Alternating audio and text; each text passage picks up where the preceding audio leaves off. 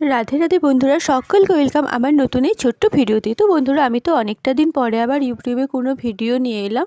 হ্যাঁ, আমি অনেকটাই ব্যস্ত হয়ে পড়েছিলাম। আমার মানে ভাই তো এখন হোটেল ম্যানেজমেন্টের জন্য বাইরে গেছে পড়তে কল্যাণীতে। তো আমাকে প্রায় ওখানে যেতে আসতে হচ্ছিলো। ও তো এখন একা একা খুব একটা যেতে আসতে পারে না। তো প্রায় ওকে আমাকে দেখতে যেতে হয়েছিলো, যেহেতু নতুন জায়গা, ও ওখানকার হোস্টেলে থাকে আর ওখানকার কলেজে ও হোটেল ম্যানেজমেন্ট পড়ছে। যেহেতু নতুন জায়গা ওখানটা কেমন কি, তো প্রায় মানে আমাকে ওখানে যেয়ে ওকে দেখে আসতে হচ্ছিলো। আর ওরও প্রথম একটু মন খারাপ করছিল ওখানে থাকতে। তো তারপরে ওর মতন অনেক ছেলেরাই ওখানে রয়েছে, তো ওদের সঙ্গে ভালো অ্যাডজাস্ট হয়ে গেছে, ওরা ভালো বন্ধু হয়ে গেছে ওর। তো আমাকে প্রায় ওখানে ওর প্যাকিং করতে হচ্ছিলো, প্যাকিং নিয়ে যেতে হচ্ছিলো, খাবার দাবার সব কিছুই ওকে নিয়ে যেতে হচ্ছিলো।